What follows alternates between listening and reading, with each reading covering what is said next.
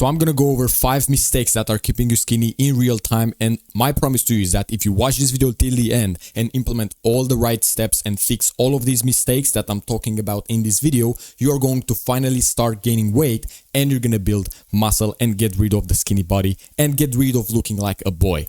Why should you listen to me? Why should you watch this video till the end? Well, I was a complete skinny guy and I finally gained weight and muscle. So I started just like you as a skinny guy, as you can see right here, and this is my transformation. So what I want to do is to give you the exact no BS advice that actually worked for me in this video. So mistake number 1, for most skinny guys, the nutrition is the real headache. All right. So this is why we're tackling this first, the nutrition part, because this seems to be the most common, problematic thing for skinny guys. I was a skinny guy and nutrition was the main thing for me too. So eating/tracking the food by how full you feel. That's the most common mistakes that I see. So let me ask you this question right now. I'm going to give you one big salad, all healthy big salad with everything in there, a lot of veggies, some protein in there, let's say some chicken breast or something. You're going to eat that, and my question to you is, how full are you going to feel after eating that salad?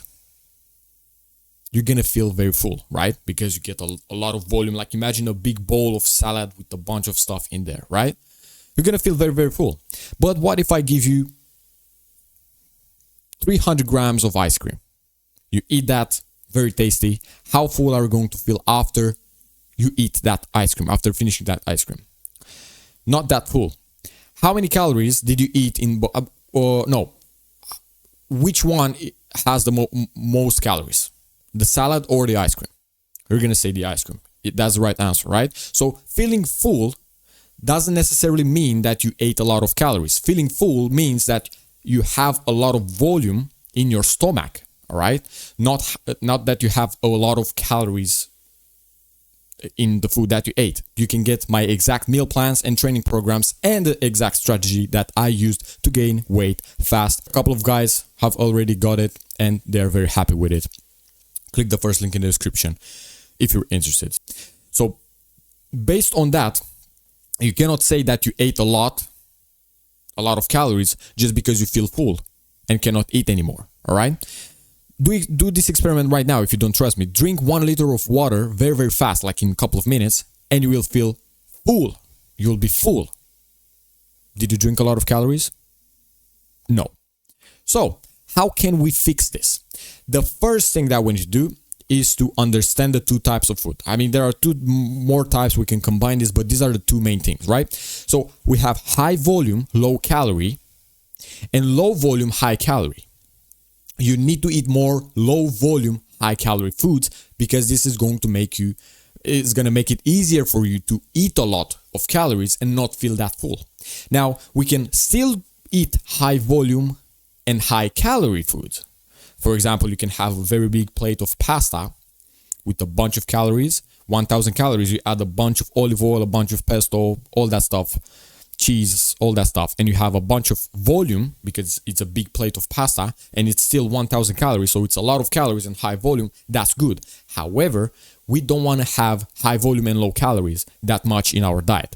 So you need to eat more low volume, high calorie foods, things like any nuts, any nut butter, all that stuff. I'm going to give you some examples in the next slide. Second thing you need to do in order to fix this is you track the calories for each meal.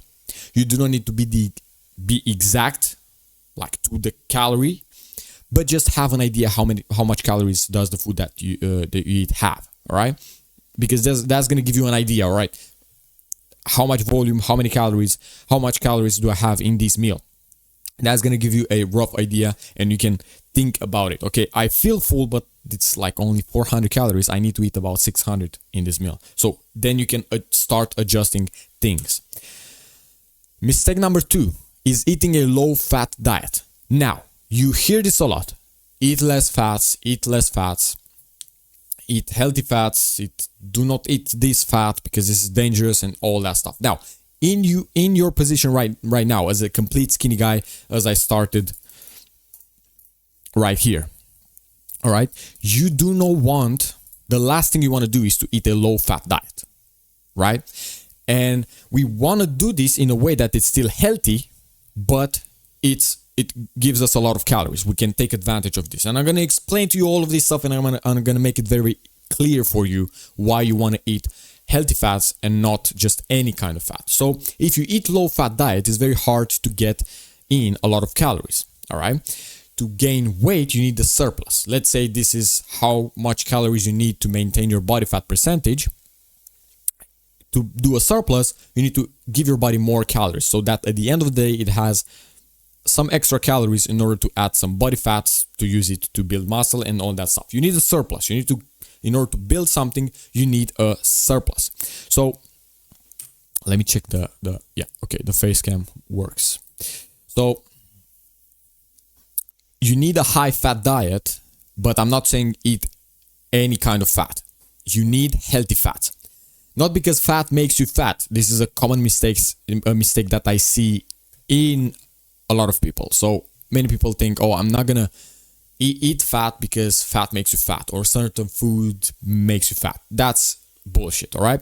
It's not the food, it's the surplus that makes you fat. But that's another point.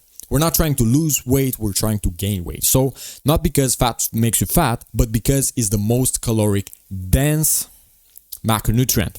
So once you understand this, it's going to make it very, very clear for you. It's not about the macronutrient, it's not about the chocolate, it's not about the butter, it's not about any kind of food, right? It's about the calories.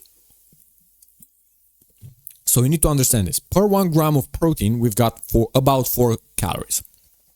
We cannot say exactly 4 calories because let's say you got 100 gram, you got 1 gram of chicken breast. It can have some fat into it. It can have some protein. So we cannot say exactly 4 calories, but it's about 4 calories. You can say 5 calories, all right? Just if you have more fat. Per 1 gram of carbs, the same 4 calories. Per 1 gram of fiber, about 2 calories. There are 2 types of fibers, but we're not going to go into that. About, let's say, 2 calories. And then per 1 gram of fat, 9 calories. So we can see that per 1 gram of fat, we have a bunch more calories. More than double the calories per 1 gram of protein in comparison. So this is why you need to eat more healthy fats, because this is going to make it easier for you. You get more calories per 1 gram. Based on that, add more healthy fats, things like any kind of nuts. Macadamia nuts. Nuts are the most caloric dense, but you can do any kind of nuts. Nut butter, any nut butter. Olive oil, fatty fish, avocado, all that good stuff. Incorporate all of these into your meal plan. By the way, I have all of these incorporated in the meal plans below. It's the link in the description. Click that and you're going to have everything laid down for you. All right. So that's going to make it very easy for you. Just a side point. Mistake number 3, not using the scale or using the scale incorrectly. I wish I knew this when I started, so I may be repetitive in all of these videos with tracking the weight, but it plays such a big role, all right? If you do not track the weight accurately, you don't know if you're gaining weight, you don't know if you're losing weight. So here's how to do it right. I'm going to explain it to you. Let me check again the face cam because, okay, so the face cam doesn't work.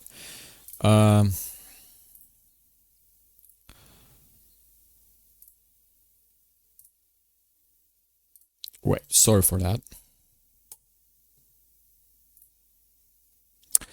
The face cam should start working. I don't know why. So I'm gonna explain to you. I hope you see me. If not, you just hear me. So in order to track the weight accurately, this is what you need to do. Every single day, every single morning, you're gonna go and use the bathroom, and then you're gonna hop on the scale. You're not gonna drink. You're not gonna eat anything. Then you're gonna write down the number. Whatever the number is, you write it as it is. You do not look for day-to-day changes. You look for week-to-week. So after all of these 7 days, at the end of the week, what you're gonna do, you're gonna put all the numbers in order. I'm gonna show you an example right now, and you're gonna cut the lows and the highs, and you're gonna get the median number. That's what you're looking for. So we have 7 numbers, 7 days. You're gonna put all the numbers in order. as you can see here, 155.9, 156, 56, 57.2, all that stuff. You put them in numerical order, and then you're going to cut the first three and the last three, and you get the median number, 157.2. That's the most accurate weight. That's probably your weight, how much you weigh. So what you're going to do, you're going to keep doing this week by week by week, and you only compare this number to the number from the next week. That's how you track your weight accurately. All right, that's how you do it. Mistake number 4. Still nutrition. It's not eating frequently. So here's what you actually need to do. Find the protein. The way you're going to find the protein is 1 gram of protein per pound of body weight. So if you weigh 170 pounds, you're going to need 170 grams of protein per day, or 2.2 grams per kilogram of body weight. You just do that. After you find that number, you're going to divide it by 5. Why 5? Because you're going to eat 5 times a day. With that number, you're going to have how much protein you need in every single time that you eat. So you're going to eat 5 times a day with protein, and do not go more than 5 hours without eating, right? The reason for that is because when you eat protein and eat something, you're going to turn the muscle protein synthesis on, and you're going to turn protein into muscle.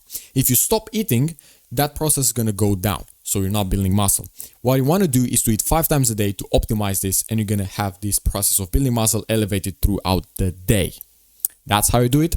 And mistake number 5, having a shitty workout program. All right. So your goal is to grow the muscles. Do not go in any extreme. I'm not saying go only optimal. I'm not saying go only for fun. We want to have the perfect thing for us. We want to be somewhere in the middle. So the way we're going to do this is we're going to keep the balance. I'm going to give you an example. Let's say you enjoy very, very much the bro split. All right. So you enjoy very much the bro split. You don't want to do push-pull legs. You don't want to do full body. You don't want to do any kind of program. You want to keep the bro split. But you still, in the same time, you want to grow very big arms very, very fast. Well, you know, bro split, you train one muscle per week, once per week. That's going to hurt your progress. It is gonna take double the time to grow that muscle. So the solution for that, just optimize the bro split for arms. So what you're gonna do, what I would do in that situation, I would keep the bro split as it is, and then add arms into chest day, for example.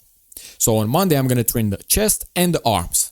And then later in the week, I'm going to have, let's say on Friday, I'm going to have the second time when I train arms. If you want to go more optimal, you can do arms Monday with the chest, and then Wednesday with the legs, I think.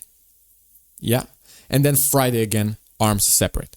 Is that simple? That's what you want to do. Now, here are some indicators of a good workout program, just if you want to build it on your own or something. You want to have 1 to 2 days of rest between training the muscle again. So if I train my shoulders on Wednesday, I'm not going to train my shoulders again on Thursday. I'm going to train my shoulders again on Friday, let's say.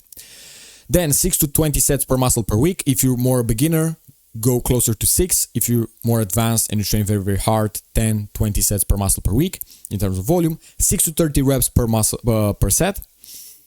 Train the muscle you want to grow 2 times per week or 3 times per week. We talk about 2 times per week if you want to grow your back or your chest because it's a bigger muscle. But if you want to grow your arms, I would say 3 times per week because it's a smaller muscles and they recover fast and you can train them more frequently. Now, if you liked this video, then click the link in the description, take action today and stop looking like a boy. A bunch of guys, they already took action. They already got the program, all that good stuff, and they're very happy with it. Just go click the link in the description and check it out.